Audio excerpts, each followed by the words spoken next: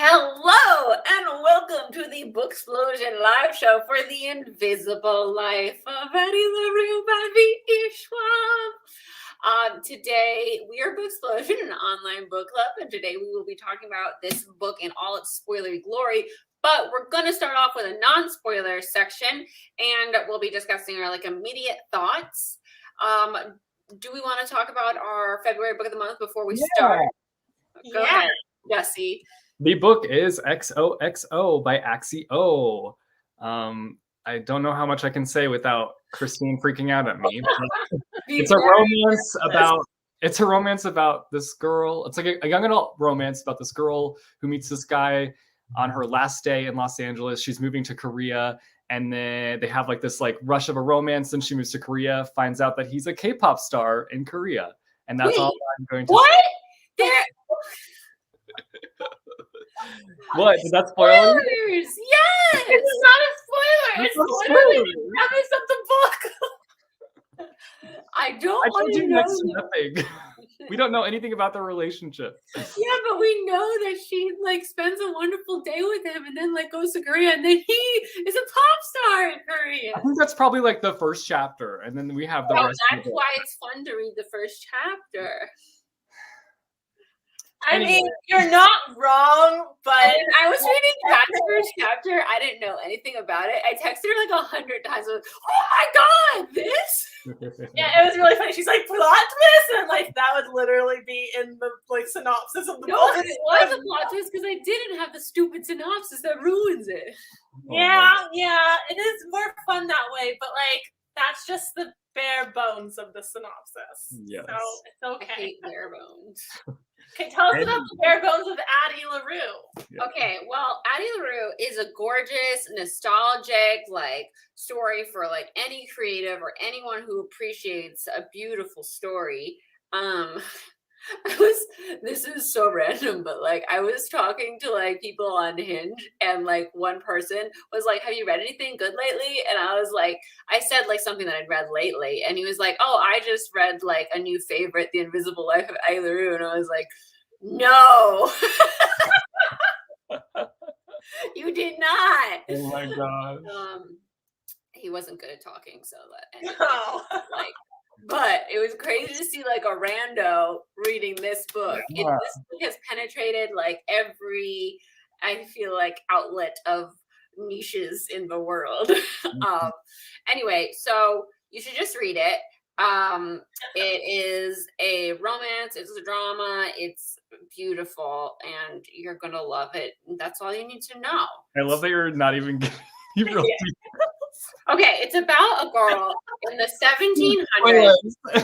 In the 1700s, and she just does, and the purpose basically of being a woman in the 1700s is to be married off and have kids and be a wife, and that is the last thing she wants to do. She wants to travel. She doesn't want to be anyone's property, and she so badly wants to fight against that social norm. And there are old gods in this world, and she's really one of her her mentor in her town is this old woman who's not married, and she prays to the gods all the time, and she always says don't pray to the gods at night, they're evil.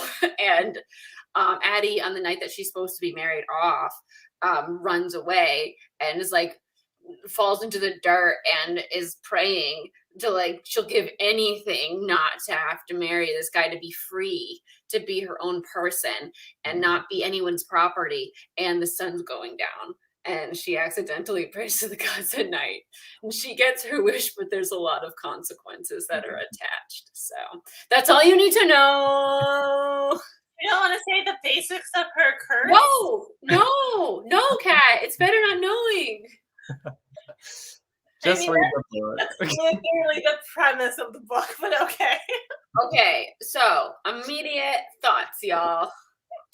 I loved it. I thought you were gearing up to say that you didn't like it for some reason. The way you were No, I'm just I don't know where to start because I can't even talk about the bare bones of the synopsis and the non-spoilers. No, Victoria Schwab is one of my all-time favorite authors. So, I went into this with pretty high expectations, and they were met. You know, like it didn't like exceed my expectations, but that's because they were already quite high. And they were met. Sorry, Grounded. that's my fault. In the dungeon she goes. I do think that the writing might have exceeded my expectations, though, because like Victoria Schwab's writing has always been really beautiful. So This was just like so poetic, and there was such like good rhythm and cadence to the writing. It was so beautiful. The visuals, like Yeah, it was like next level writing. And I always love her premises, like the way she has like these awesome concepts, and then she explores them wonderfully, and that's what this book did. I have more opinions that we'll talk about when we get to the spoilery section, because I have thoughts on the relationship dynamics in this book Valid. that I can't talk about quite yet. What did you think? Jesse, I loved it. I was not surprised at all that I was going to love it. Jesse, important question. Do you have enough copies? I don't know. The fact that I like had all these before you. We've been making fun of the fact that Jesse has like 100 copies and had not read the book yet. 5, 6, 7, 8. It's only 8. Only 8. If you count my arc. But I don't even know if I have 8 copies of like. I collect her books. Very Okay. I collect her books. It's fine. I loved it. It was both like beautiful, but also like tragic and heartbreaking. And it just like, I feel like she just did such a great job of like executing that, and like where you both feel like a sense of like satisfaction, but also like, I don't know, this kind of like haunted. Like you're haunting. It's Mhm. haunting. It's Yeah. like just sticks with you, all the words and the ideas that like, because you already think them. Like as I feel like especially as like anyone who does anything creative has had like all these worries and like doubts and feelings, and like she just nails every one of them in the most beautiful way. Exactly. I think the balance of that angst was something that I really appreciated, because I'm really sensitive to angsty books. I don't like it. Like I like fluffy, happy books, and this book is not fluffy and happy, but it's not overly angsty, even though it's dealing with serious heart. Especially older. I feel like the overly angsty is when like you're a little younger. But since she's like so wizened. Wise, since she's so wise. I guess, but I've been like, I don't know. I feel like how the years have kind of chiseled her to like a really wise person, but at the same time, she still has like some of the same insecurities because of her curse. And she also has a really good balance of like, she's jaded because of like how her life has gone, but she still has like that sort of like optimism and joy of like discovering new things and like it's fresh. Yeah. So it's such an interesting balance, and just the premise in general is just such an interesting idea to explore. Yeah. Can we talk about spoilers now? Yeah, okay.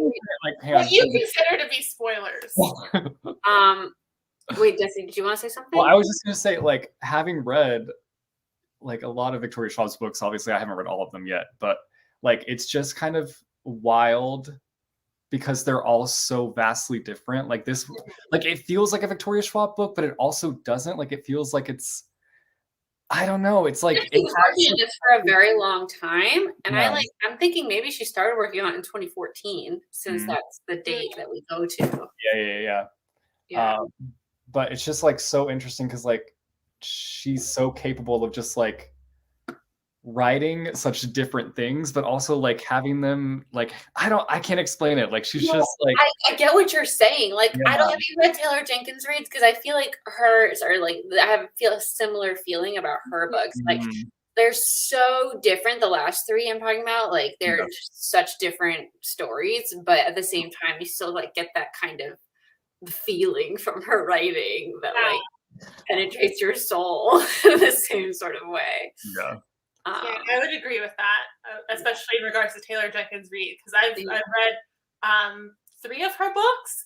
And did you read Malibu?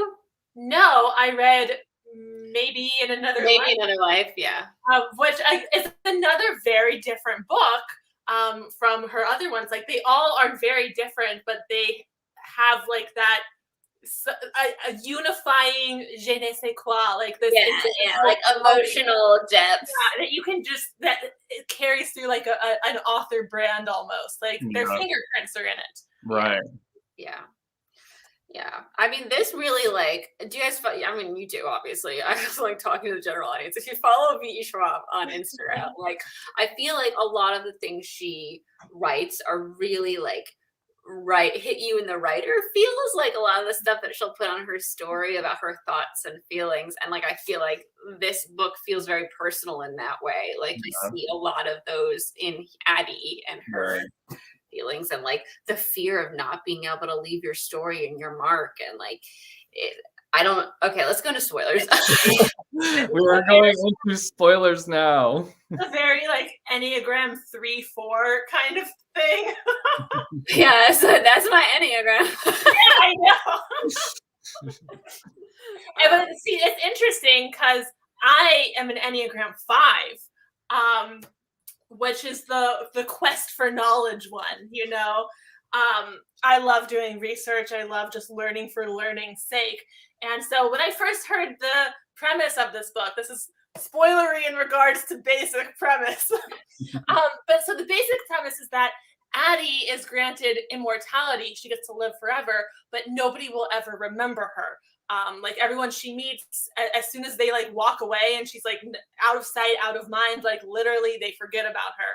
And when I first heard that premise, I was like, that doesn't sound like a catch. Like that sounds great for me. Like I don't want people to perceive me. Like I want to live forever and not have to deal with like anyone perceiving me essentially. But as soon as I started reading this book, it's made very clear why it is a curse, because like it's such a lonely life. And even me, the hermit, I'm like, I wouldn't want that. Because like you also wouldn't be able to like rent a house. Like it's just like, the logistical problems is like a whole other situation. But even just like the interpersonal element where like you can't form any lasting relationships at all, like ever, beyond a day. That would be very lonely, and like that would definitely be a catch to the being immortal and being able to like live and learn everything. It's a catch. I like literally like could not even fathom that. Like as I was reading this, I was just like, I cannot wrap my mind around this concept of like just no one ever. Like I think I would go like insane. Like probably. My heart broke like over and over and over. Like that first couple days with her. 300 years into this, like in this book, is that right? Yeah, like that's oh my god, I'd be going crazy. But like especially the first days you guys wouldn't want the deal. No, I don't think so. I don't, like I feel. No, absolutely not. No. I mean, the thing is, I don't think I would like willingly walk into that deal if that's what was laid out to me. Yeah, but I do think it's interesting how Addie, even at the end of it, and like she's asked, like, do you regret taking the deal? Like she's still like, no, like I made the right decision. I feel like, like I would probably talk to him and see what I could work out. And then like knowing what Addie went through, like say yes or no, like have that in mind. But I don't know, he's such a manipulator though. I feel like he would like get you in some kind of deal that you would regret eventually. Well, like some of the things he said though were like really hit home. Like the stuff with all the artists really hit. It's just like, whoa, like they're so good because they traded their fucking souls to be remembered. Like it's crazy. And like the idea that she did get to live so long and like do so many things, it's like that's really alluring in a way. And like if she had one person, like if there was one person that remembered her, it makes a difference. But see, that's why I got really interested in the story when we find out that her and Luc had a relationship for like 30 or 40 years. Well, okay, we're in spoilers. We've been in spoilers. Did we say that? Okay. Yeah. All right. So Luc, like right from the very beginning, she has like one line that I was like, oh my God. they were together. And like, did you guys like think from the beginning that they were like in a relationship? Because the way she talked about him felt like an ex. And I felt like because he can remember her, there was kind of that like, you know, of course she's going to have some kind of attachment to him because he's the only person that like technically can remember her. So but it was really fascinating how we watched him kind of develop human feelings as the longer he knew Addie, because he's never known someone for so long. Right. Yeah. I found that relationship so interesting because of that, and because of how that relation, I mean, it's obviously an unhealthy relationship. Oh yeah, obviously. Like I would also argue that the Addie and Henry relationship makes it interesting. But less blatantly unhealthy. But yeah, the Luc and Addie relationship was so interesting. And what I really liked about it is how Addie grew to be more of an equal with him. Like by the end, like she is more of an equal with him because now she kind of has an edge in this game they're playing, and she's like learned and grown over the years how to play this game with him. Yeah, well, there's also that one scene where he's like, "You're not human," and you're like me than them, and she's like, "No," but then she realizes like she is. Yeah, I thought that was super interesting because it's true. Like at that point, she isn't really human anymore because she relates more with Luc than she does with humans. Yeah. That was like a scene that like it's kind of like a nail into the heart because like, oh my God, no. Okay, so let's rewind back to the beginning. And like, when did you first feel like, what scene stands out to you as a scene that like gutted you? Because there's so many, or that like hit you really hard in the feels, like the way she wrote something. I think one of the first things is when she goes back to her house after making the deal and like her parents don't remember her. Like that was like just so like, again, tragic, but also beautifully written. Like just the way that she wrote that scene. Like you really just felt the intensity of that moment of like, oh, this is what I did. Like, this is what my life is going to be from now on, you know? Yeah. So I think more than that is even when she starts to realize how quickly people forget her again. Like it wasn't just that her parents didn't remember her in that moment, but when she goes to see Estelle and like Estelle is like, "Are you a spirit or a stranger?" And she like goes off on this rant about like who she is, and Estelle's like, "Okay, spirit then," and she like goes away, and then she comes right back because she's like spirit or stranger, and she has to say like stranger, and Estelle's like, "Okay, I'll be right back," and then she goes away and never comes back because like she's already forgotten about her. Yeah, I like just remember so vividly, like one of her, is it her close friend? And like she keeps going to see her and like playing it out differently to try. And her friend, like at first, is like really sympathetic, but then like eventually she like doesn't help her, and it's so sad. Like she goes back multiple times. I feel like her friend with she goes to see her friend Isabel, and at first Isabella is just like helping this stranger. But then Isabel's husband comes home and like she steps out for a minute to go talk to her husband, and when she comes back in, it's this strange woman in her house holding her baby, and like so her and her husband both freak out and like kick her out, and then she runs into her again later on. And then there's that scene where she's like, she's like in a pile of like dead fish and shit because she was like dead bodies. Oh, dead bodies. Oh my God. That's even more horrifying than I remember. Like, was she like, she was abused, right? And like, was she raped? I can't even remember. I just remember like, I was like so upset during that scene. She was like frozen to death. It was like all the homeless outside were like freezing cold. And they like and she couldn't die. Yeah. Bodies, but she wasn't dead. So she like had to climb out of them. And then when she went back that one time when like Estelle's tree was gone, he had cut it down. Luc had cut it down, I think, or it was alluded to. We didn't know what happened to it. But like, it was lightning. It was. Okay. So Luc. No, I don't think it was him because I think he would take credit if it was him. But his whole thing at that point was like, sometimes like nature is the cruelest of all. Right. Yeah, it was really sad. Were there any quotes that like really stuck onto you? So many. I'm gonna start writing them down. Yeah, There's a end that I like loved, and I can't. Let me see if I can find it. I really, yeah, there. I think you just touched on the part where she's like, no matter how bad things got, like she preferred this life to having a wife and to being a wife and to having kids and dying in her Right. small town without ever seeing the world. And isn't that the cold hard truth? Yeah. Let's see. What about Henry? You want to talk about Henry? Or Yeah, are you looking for quotes? You're looking for Henry. quotes. Okay. If you're looking for quotes, we'll wait.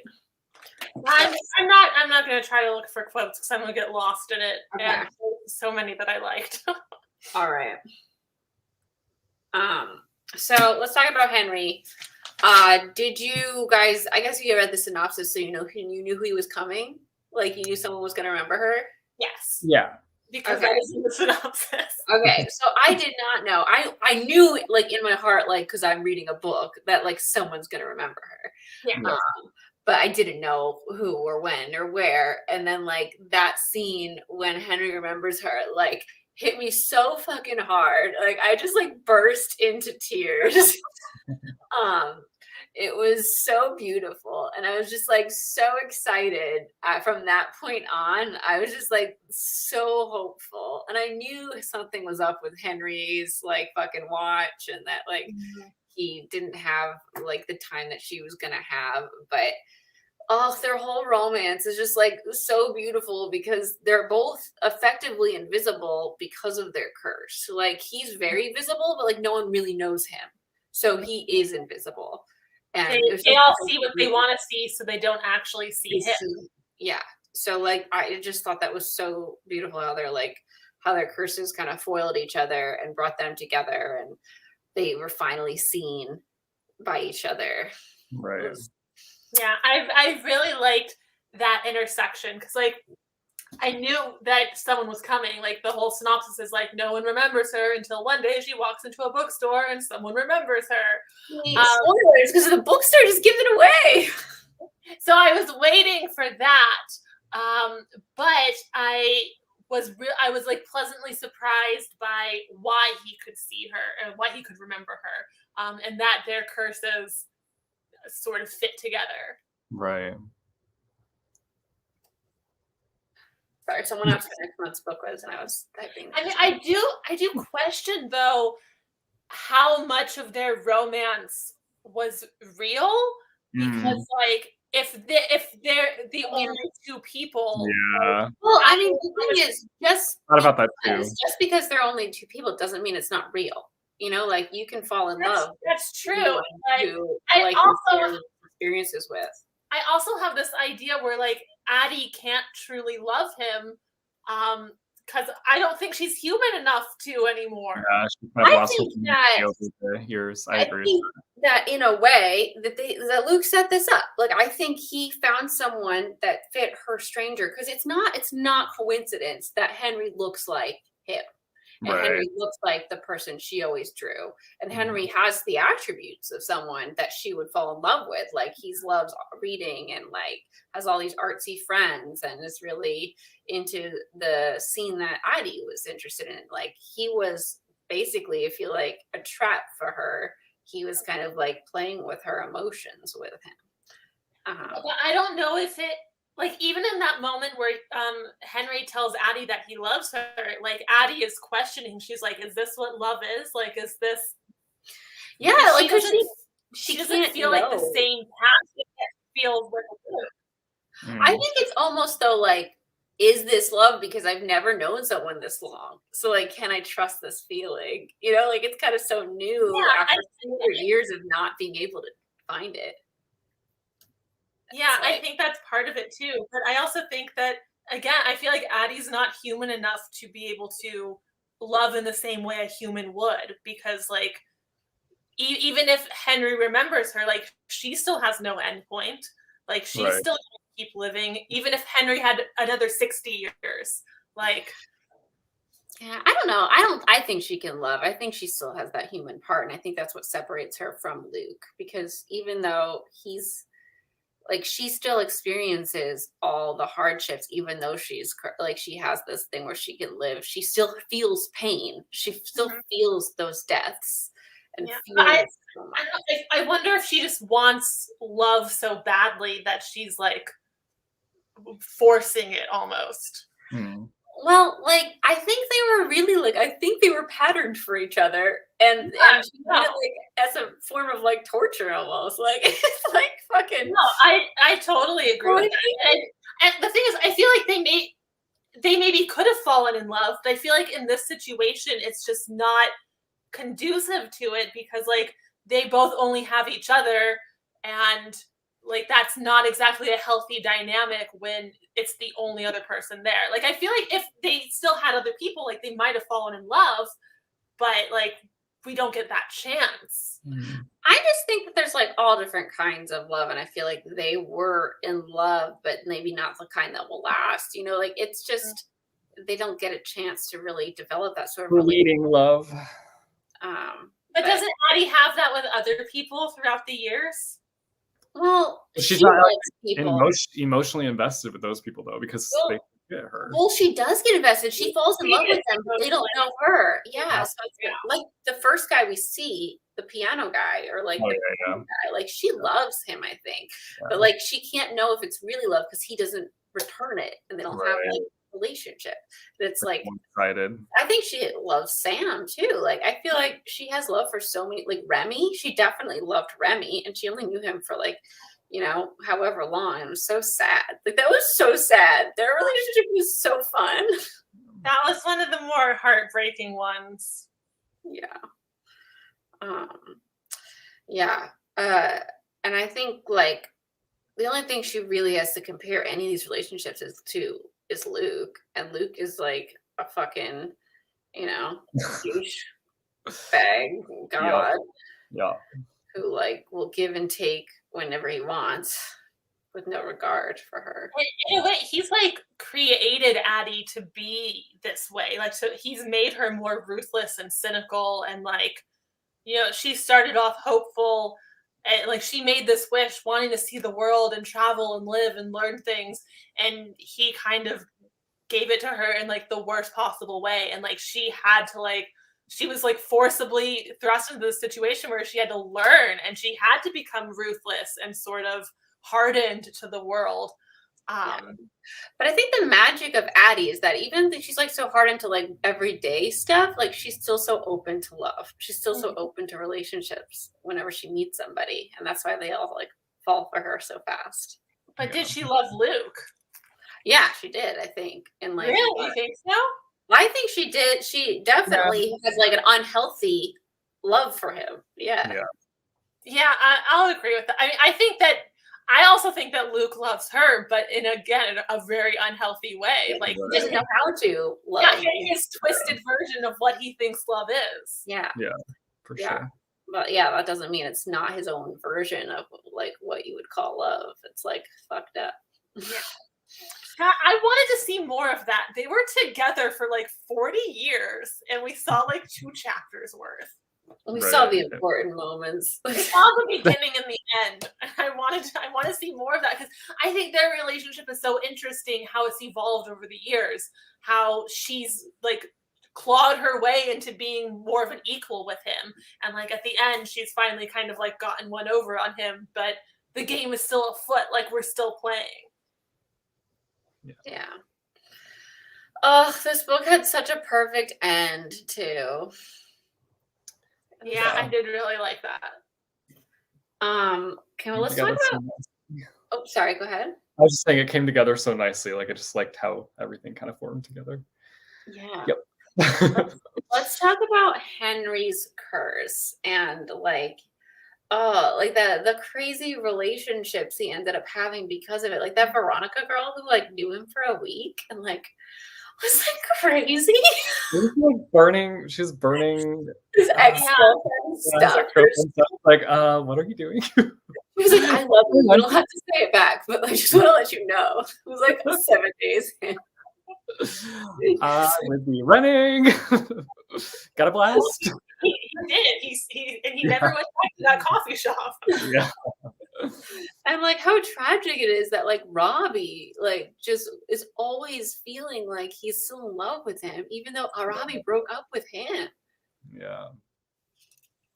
Like I would almost be like, you can't be around Robbie anymore because you're messing with his mind. Like Right. Robbie, It's such a difficult situation because like even with his best friend who B who wanted him to just like be himself, and so like she saw like mostly him, yeah, but she still had that sort of like, oh, you're a good listener and you always support me, and he's like, but I don't, like I'm not that good of a friend. Like she sees him as a like mostly as he is, but still like an idealized version of him. Yeah, it's all really sad. Yeah. Like I don't know if I missed this, but his curse is still in place. He just didn't die. I think so, but I think it's kind of I didn't get to reread the last hour of the book, so I was listening to the audiobook, so I don't remember for sure. Jesse, do you remember? I don't remember, but I think that's I think it's kind of open-ended. Like, well, that's what I got from it was like Henry has to look for the people who will really see him. It's like he still has that barrier of like everyone views him as like perfect, but like someone out there will be able to actually see him. Right. Or like she'll find him again. Yeah. I don't think that's gonna happen. Luke isn't gonna let her go. Like she's banking on like annoying him to him letting her go. But I don't think that's gonna happen in the next 100 years. Like they're both too. I feel like their game is just getting started now that she has finally made like a big move kind of in like changing the terms of their agreement. Yeah. Right. I'm actually like kind of bummed. I know that this has been optioned for film and that VE Schwab wrote the first draft of the script. That must have been so hard because this has so much. Oh There's so God, much. yeah. I really like wish they would actually make a mini. This like you can only really feel truly like get the scope of the story with a mini series. Oh God, it would be such a good mini series too. It would be amazing. All the historical periods and everything. It would be amazing. Like it's so big. Like I feel like you could like they could do it. They could get the money for it. Like yeah. That's so disappointed. I mean, I'm glad it's a movie and like Victoria is like very involved in it. Yeah. Well, the second draft's taken, I think, by a group. I think famous screenwriters. I can't remember. I remember reading her talking about it, but like, I mean, but still, just even if it's a 2-hour or a 3-hour movie, that's not going to get. Yeah, you're not going to get like the scope of what you feel when you read this book. I already feel like I could have used more. I would just because first of all, the writing was so beautiful, and this was more of like a character study and relationship study than like a plot twisty adventure novel. Like I would have loved to see more of Addie's life throughout the years, and again, specifically the like 40 years she was with Luke. The scene that like really stands out to me in this book is the one when they like go to that art exhibit and like he's like take my hand and like she gets to write using his hand and like that whole exhibit was so cool, and then that like I just started like hysterically crying again during that scene because like she was just like, oh my God, like I can do this, and that's when he starts writing down all her stories after that, and it's so beautiful. What is the like pivotal scene that sticks out in your mind from the book? Like if that scene's not in the movie, I will be very upset. It has to be. Like that's a turning point. I want it all in there. It's not all gonna be in there. I mean, my like iconic scene is one that's definitely gonna be in there. It's the one where she first makes the bargain with him. Oh yeah, I mean obviously. Opening scene. I mean, mine would be when she just meets Henry. So I guess that's also obviously gonna be it's like such a big scene too. I mean, but it has to be done right too, you know. So yeah. I hope the Remy scene makes it in. It might not, but like I love that like well, she's like dressed as a guy and they like meet and start talking about books and then like walk home together. I feel like that one is like a really Very important poignant. one because not only is it like her having a relationship fleeting as it is, because like she, from what it sounds like, is like previously she never really gets close to anyone. So like that fleeting relationship, but it's also the beginning of like the next morning where like her lover doesn't recognize her and is like she realizes that like it would always be like that. Yeah, and she like steals his book. Yeah. This is kind of a side note, but who like the director of The Invisible Life? Like, what has she done? Do we know? Who was the director? I don't remember. Augustine Frizzell. Augustine Frizzell. Oh, it's an actress. Let's see. IMDb. She's 42 years old. Oh, Euphoria. She probably directs Euphoria. Let's see. She's directed. Oh wait, no. She directed The Last Letter from Your Lover, Half Empty, Sweet Bitter. Oh yeah, she directed the pilot of Euphoria. Oh, interesting. But she hasn't directed that much stuff. She must be fairly new on the directing scene. She's got a lot of acting credits. She's been in a lot of shorts, it looks like. Interesting. Yeah, I was just curious, like what her background looks like. I bet like she did a really great episode of Euphoria, and they want to give her like the chance to like really break into the film realm with Addie Larue. Right. Yeah. Yeah. Pressure's on. Well, why can't it be a miniseries though? I know. It's just I bet it was just like they got a big movie offer probably. Yeah, and I guess they tend to get movie offers more than series of TV. But I mean, Netflix is buying up so many properties to make series and movies. Honestly, all of the streamers are like doing HBO, Peacock. They're all doing it. Yeah. So hopefully it comes out good. Yeah. Was Remy the guy she slept with and he thought she was a prostitute? Yes. People in the chat, like, are there any specific moments that hit you really hard that you'd like to discuss? Yeah, let us know your thoughts too. Let us know. I'm gonna see what else I have in my notes. VE SCHWAB has perfect metaphors. Yeah, she does. I like when she talks about how amazing it is to be an idea. Like she kind of lives on in art through inception, like, and how like the song she hears from that guy that she loved who was in the band was like the song she wrote. You know, it's so fascinating to like see the different ways that she has like left her mark through other people, and like so sad to know that like no one will ever know. Right. I love that his friend like found all the pictures that she's in through the years and wanted to do her thesis. You know, that was one thing. That was one scene that I really liked, was when Addie was when she first was like realizing that she could do this, and she was at the museum and was like looking at pictures of her that like had her in them, and Luke showed up and was like, "You're very clever. Like, you think you're clever. Like, I see what you're doing." And she's like, "Ideas are sticky. Like, what kind of, you told me that." Yeah, they are. I'm just thinking of Katniss for TV. An idea is the most dangerous. Throwback. Yeah. Oh, and it was also like really sad how Henry like stopped doing photography because he doesn't think he can like trust anyone's opinions, because everyone just loves what he does. So he doesn't think he's like talented. He doesn't, like, so sad.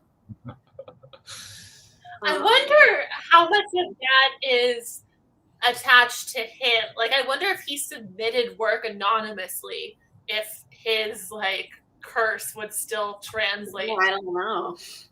Getting good opinions. I don't know.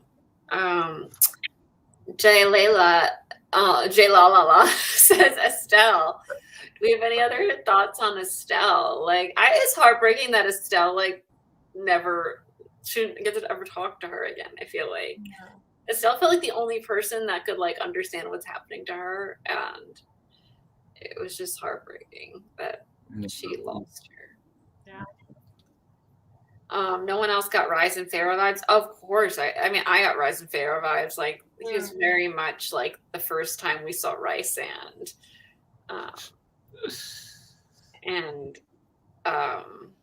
yeah, and Damon. I saw. Was it you who also said like Damon and Elena? Like he had a very like Damon tone. The Lena. I love the scene. Addie says she could have freedom if she were male. Yeah, is that like Remy? That's the Remy section, right? Around that area is like where she's like mostly when she talks about it a bit. Yeah. The scene where she prepared dinner for Luke and he didn't show made me so sad for her. Like the way he always had to have the upper hand no matter how hard she tried. That was really sad. Like all of those scenes were so heartbreaking where like he didn't show and she like was trying. Right. Let's see. Yeah, I have all these notes about Henry being a trap. Can you pair it with the Taylor Swift song? Oh, do you have one? No. I feel like I've seen somebody on Twitter was like saying how folklore like just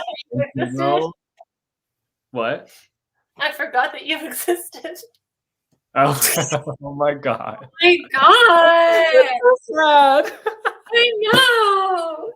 I was like super nervous that she was gonna accidentally put on that ring like 100 times. I was like, don't touch the ring. Well, at first I thought the ring was I didn't realize it was a ring to summon him. I thought it was like a put this ring on when you surrender and like your soul will be forfeit kind of thing. So like when she like almost put the ring on, I was like, oh my god, like she's gonna die right now. So I was like, she's gonna take him away. She's gonna take Henry away. It's just to summon him. Luke is cruel Summer. Over and over and over again. How heartbreaking was it when he like took her away for a night and it was a week and it was like the last few days in Henry's life? Yeah.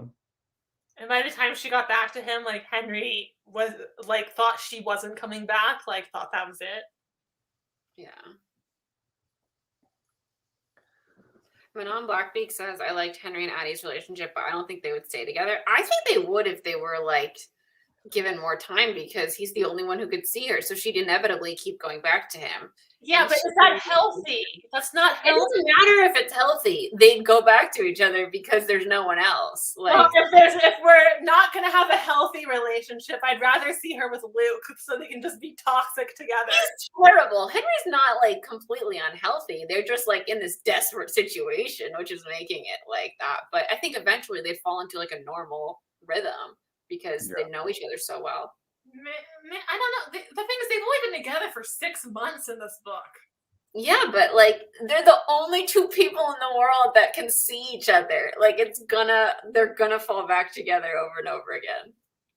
I don't know. I could make the same argument about Addie and Luke. No, because Luke is not a person and never was. Yeah, it's Addie at this point. Well, but she was. Like, she understands. And before the balance was off. But by the end of this story, she's more of an equal to him. But she still lives in their world. Like, she still lives among humans all the time. She doesn't have powers, like, other than living. You know, like, she is just cursed. Yeah, but she doesn't have powers, but she still has so many years of experience. Yeah, but like that doesn't mean she's not gonna love Henry. No, but it adds a degree of unrelatability that might be insurmountable. No, Henry doesn't care. Henry doesn't care. Clearly. Henry doesn't care because she's the only one who can see him. I know, and that would remain. But what if he was faced with someone who saw him and who didn't have all of Addie's baggage? I think he seems like the loyal type. Like, he doesn't seem like someone who would cheat. I don't think in a cheating way, but just in a there's more people out there for him, whereas with Addie there's not. Yeah, but like he would still feel like Addie needs him. That's not healthy. I know. I'm not saying it's healthy. I'm just saying they'd fall back together. Well, they can't now because now she's with Luke forever. Or until Luke gets so annoyed with her, he's like, please leave. Like, okay, Manon said, I felt like Addie and Henry didn't have a choice but to be together. I didn't enjoy that part. But like that's like what makes it like so dramatic. Like that's what makes it like hit so hard. Because it's like so tragic and so beautiful at the same time that they found each other. I don't know. Addie leaves him and goes back to Luke. She doesn't. She saves his life. Yeah, but still, she had 6 months with Henry, and she was with Luke for 40 years, and like in a relationship. But like, she saw him once a year. Not when they were together for 40 years. They lived together. Did they though? Yes. Like it didn't really describe that like they were together all the time. It kind of did. I think it was not super clear, but she talks about how like she was seeing him in all the different seasons and yeah, but I never thought that they were like living together all the time. Like he would drop in is what it felt like. That's something that's vague. I want to know if she stayed in that one like once he bought her the house and that was home, like did she stay there the entire time? Did she not travel at all? Like I thought that he would just drop in whenever he felt like it because they were like quote together. I mean, that's kind of how it started at first, but then she says, let me find the part.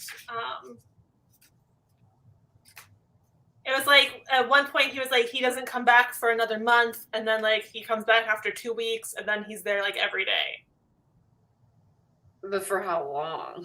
Well, it doesn't say. It's like he seems so like flippant, you know, like I'm here and I'm not. It was really fascinating hearing him talking about like war and how he hates war because like no one wants to sell their souls because like they're at war and it's not important, and then art becomes so important after war, and then it's great for him because he could like sell his like buy a lot of souls for like talent and such. Okay. The movie, yeah. Who would you cast? I really see like Will Herondale as Luke. Well, you can't cast I don't think that Will Herondale can be cast, unfortunately. Okay, chat. Throw in your dream cast. Like for Addie, I can't think of anyone right now except for like Jennifer Lawrence because I was thinking of Hunger Games.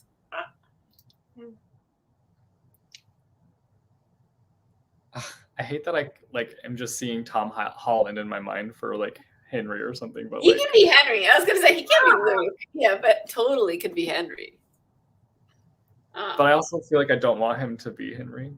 I don't want him to be Luke. Like he just has too nice or Luke. Like I don't want him like in the adaptation. He just popped in my head though. I think Tom Hiddleston is too old to be Luke now. Like Tom Hiddleston in Loki, it's just like he looked old. I was like, you can't wear that long hair anymore. It looks weird on you.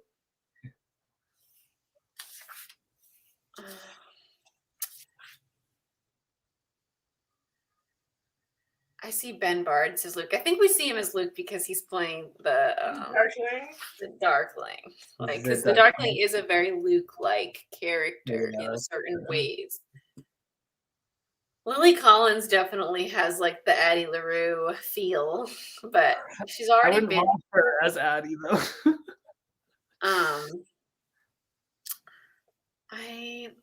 You know who like kind of looks like Addie Larue, which I think she's too old right now too. The girl, Amanda Siegfried.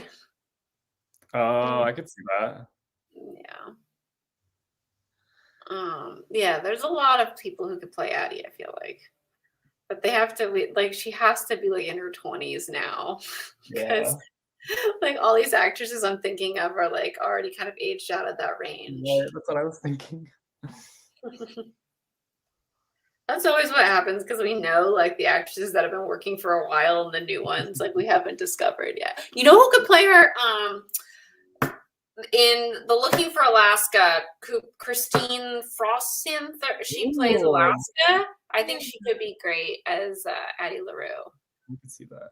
She was so good. Are you not liking this idea? What's that face? I saw a comment that I didn't like. Sorry. You're like... Sorry, I was agreeing with you, Christine. Millie Bobby Brown as Addie. She could do it, but she just feels young to me still. It's like, I don't want that. She feels really young still, even though I know she's like 17 or something. Like 17, 18 now. But she just doesn't have this like that like wisdom in her eyes, you know, she still feels really young.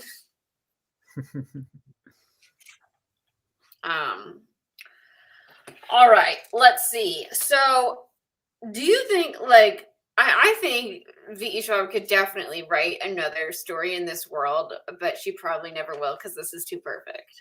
I don't think she's going to. I think she's been very adamant. But like there could be. Yeah. I mean, there's definitely room. Like I could see for sure like her writing something else there, but I don't know. Jessica Jones said Matthew Daddario as Luke. He just seems silly to me to be Luke. I can't even think who that is. Oh, what about Logan Lerman as Henry? Because that feels real. He feels like Henry, actually. I think that's who I pictured, and that's why I'm like, oh yeah, that's Henry. Yeah, I can see that. Who? I definitely pictured Logan Lerman as Henry. Logan Lerman. I feel like he's too old to play Henry, though. I mean, he's only 30. Yeah, he's 30. I think he's the perfect age right now. Mackenzie Foy. Is she young? Or, Mackenzie Foy? What's that Teen Wolf guy that was in Taylor's video? Styles. Yeah, Styles. Dylan O'Brien, maybe. Dylan O'Brien. He could play him too. It's that type, like that type of character. Type of yeah. But I feel like Logan Lerman fits it a little better. Yeah, I think Logan Lerman has more of a bookish edge than He does.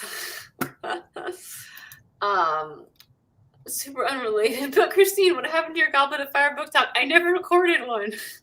It doesn't exist. Unlimited does not exist.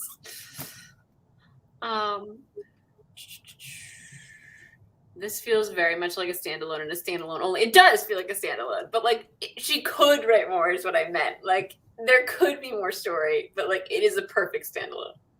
The thing is, I don't think I would want a standalone following the same characters. Like if there was a continuation of like someone else making a deal and living their life, and like maybe there's cameos between the characters, but yeah, I don't want to see a continuation. I like where we left off and the sort of open-endedness of like it goes on. Same. Yeah, I like it too. I think it's perfect. Obviously, I think it's perfect. I just I just really loved it so much that like if there was more, I would still be excited. Even this is another reason why it would be great as a mini series, because then you would need to add more, but within the parameters of the story. Or like we wouldn't even have to, because there's so much that it would just be perfect. Yeah, to fill everything. Yeah. But to make it feel more episodic, I mean, like I feel like we might have to add a little bit.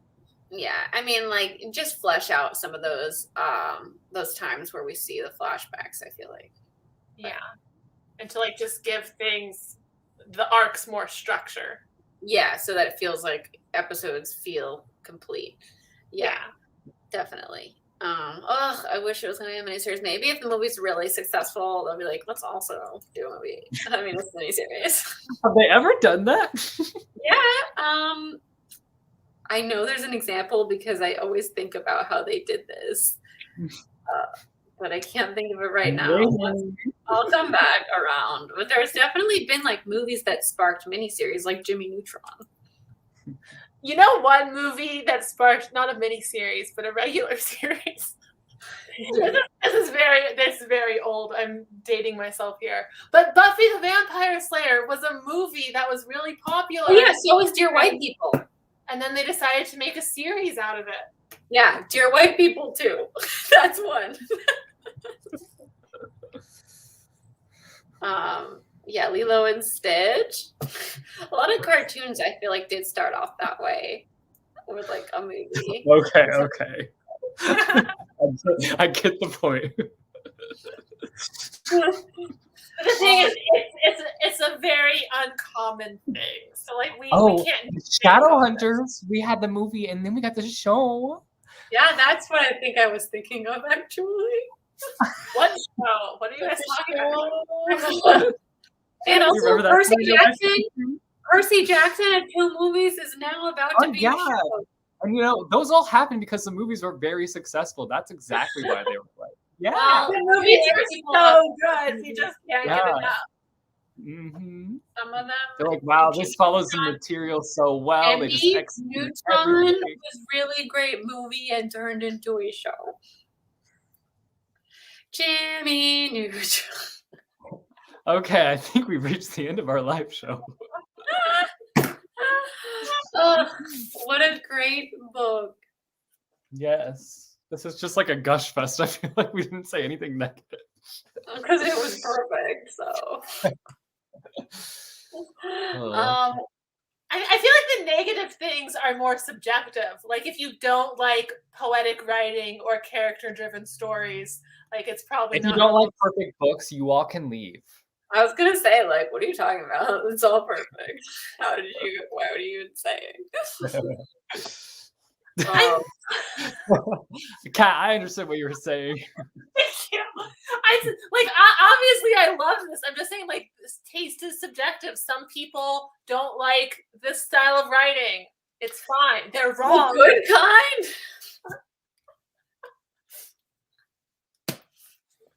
Jesse, are you going to close us out, or is this Christine's job still? Christine's hosting us. Oh! I was waiting for you to close it out too. I thought you were going to close it like this. I thought you were going to close it. I was literally waiting for you to speak. Close Thank you so much for joining our live show. We hope you enjoyed this discussion of The Invisible Life of Addie Larue. In February, we will be reading XOXO by Axio. Live show date to be announced, so follow our social medias to stay up to date on all that. But it'll be like the end of February, beginning of March. You know the drill. Thank you so much for joining us. We're Booksplosion, and we'll see you next. I'm Christine. I'm Kat. I'm Jesse. Bye.